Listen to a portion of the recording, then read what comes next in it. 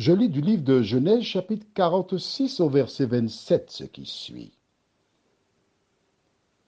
Et Joseph avait deux fils qui lui étaient nés en Égypte. Le total des personnes de la famille de Jacob qui vinrent en Égypte était de 70. Prions. Notre Seigneur et notre Dieu, nous avons vu ensemble hier matin la famille de Jacob qui descendit en Égypte pour retrouver Joseph. Ce matin, nous venons de lire qu'il y avait en Égypte Joseph, ses deux fils, et en comptant son épouse, cela faisait 4 personnes, ajoutées aux 66 qui donnent 70 personnes. Aide-nous à comprendre cette image. Au nom de Jésus, pour ta gloire éternelle. Amen. Hier, nous avons vu ensemble comment Jacob, compte tenu des conditions, décida de rejoindre Joseph qui était en Égypte.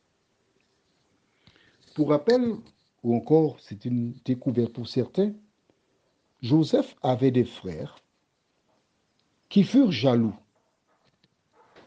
En clair, Dieu avait donné des songes et dans ces songes, il expliquait que Joseph jouerait un rôle très important. Les frères furent jaloux. Un jour, tandis qu'il venait vers eux, envoyé par son père, ils le prirent, lui arrachèrent son vêtement et placèrent ses vêtements dans du sang d'animaux, renvoyèrent le vêtement à leur père en disant, regarde, parce qu'on a trouvé ça, un animal a peut-être mangé Joseph.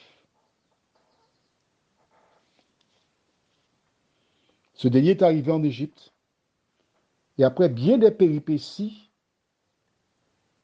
Dieu a permis qu'un jour qu'un panetier et un échanson aient chacun rêve.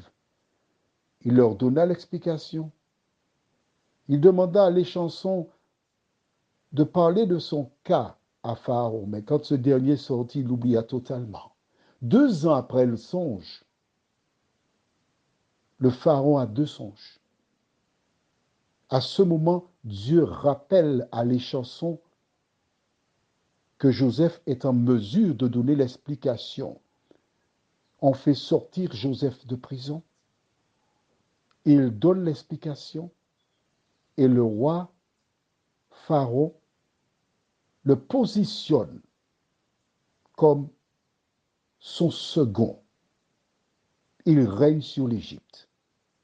Il aurait pu retourner dire à son père que ses frères étaient des bandits de grand chemin, mais Dieu ne l'ayant pas envoyé,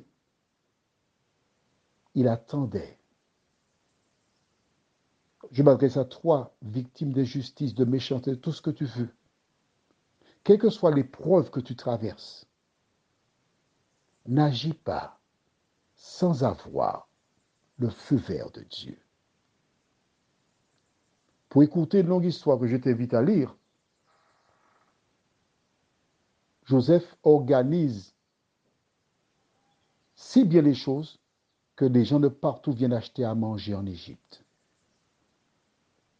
Il se révèle à ses frères, et quand ses frères qui avaient raconté leur histoire remontent, ils disent à leur père, Joseph est vivant, il est en Égypte. Il ne croit pas, parce que pour lui, Joseph est mort. Mais quand il voit le petit frère Benjamin, parce que Joseph est le fils de la femme qu'il aimait par-dessus tout, Rachel, il n'avait eu que 2 enfants avec elle, Joseph et Benjamin. Benjamin dit, oui, mon frère est vivant, je l'ai vu. Lorsqu'il a regardé les champs, si Joseph est vivant, je veux le voir. Et voici cet homme qui n'avait pas vu Joseph depuis fort longtemps, qui descend en Égypte pour le retrouver. Ce cliché ne fait qu'une seule chose, nous enseigner que nous, par nos péchés, nous avons crucifié Jésus. Nous l'avons condamné. Qu'il se trouve ailleurs, mais le jour viendra où la foule que nous avons vue hier matin acclamera Jésus qui donna sa vie pour racheter la race humaine. Voilà ce que représente la rencontre entre Jacob et Joseph qui était en Égypte. Ta question est la suivante. Où seras-tu lors de cet avènement? Prions. Notre Seigneur et notre Dieu, comme les frères de Joseph, nous avons crucifié Jésus. Comme les frères de Joseph, nous l'avons vendu.